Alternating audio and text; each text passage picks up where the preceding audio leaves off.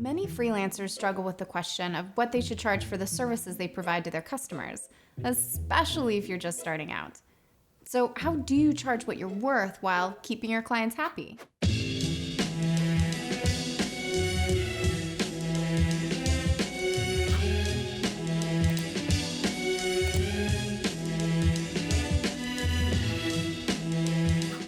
To create a pricing strategy that fits your freelance operation and keeps revenue rolling in, the first place to start is your competition. Browse around and see what they're offering and who they're marketing to. If they publish any kind of pricing, make sure to note that sum and what it includes. This should guide you in creating your own suite of offerings. Look for gaps in the local market and adjust your services to fill them. For example, your competition is mostly doing website development but little else. Consider adding copywriting or SEO to your offerings. Now that you know where the baseline is set, look for ways to make the value you offer stand out. Do you have specialized knowledge or skills? Those are features that set you apart from competitors. In other words, being the cheapest isn't necessarily going to attract the most customers. If your pricing is comparable, but you offer a la carte services or niche expertise, that could be the difference maker. So as a freelancer, where you're out competing with many other people offering potentially similar services, value lies in more than being the cheapest solution for today, because you're selling a long-term relationship, you're selling your experience. This is, as those of us who are in the business know, people think, oh, it's fun, I'll get into it, I'll play on my computer all day. It's a lot of work.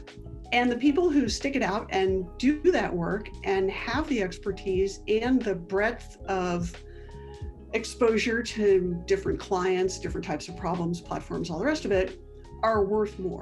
You've researched attracting more clients, so let's take a look at methods for letting them pay you. Accepting payment cards might be most convenient for clients, but it will require additional investment for you. Digital payment systems like PayPal, Zelle, or Venmo are a nice in-between. Just make sure you understand processing fees. With your payment system in place, it's time to determine when payment is due. Most clients will be reluctant to hand over 100% of your fee up front. It's far more common to charge a deposit, with the remainder due upon completion. And if there are any significant project milestones, consider those for additional payment points. And now for the hard part. What's the actual figure you're going to charge clients? It's always tempting to use a time-based system, say like charging by the hour. But clients will often feel like they came out on the losing end. If you're really happy about the fee, clients might wonder why you couldn't get it done in less time. And if you pander to this line of thinking, serious burnout is right around the corner.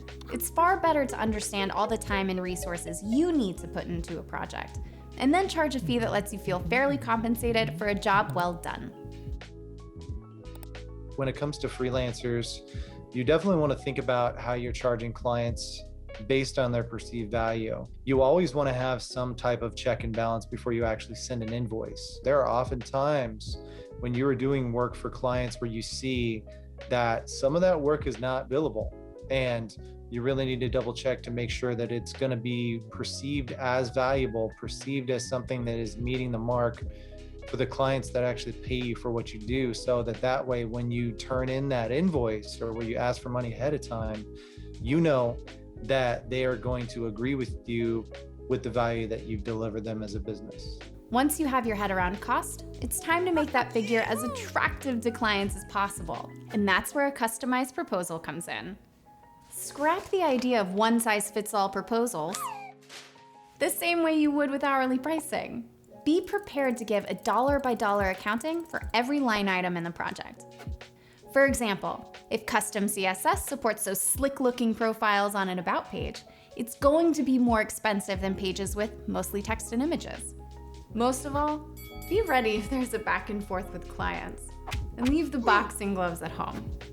Don't pass up a project because you're unwilling to negotiate or take a shot at something that's unfamiliar. One of the biggest factors in enjoying a Zen-like pricing philosophy is often overlooked: the big picture. Make sure your income stream is coming from other places, not just one project at a time. Recurring services or passive income like maintenance, SEO, and affiliates can keep you in a position where it's easy to be flexible pitching big money clients.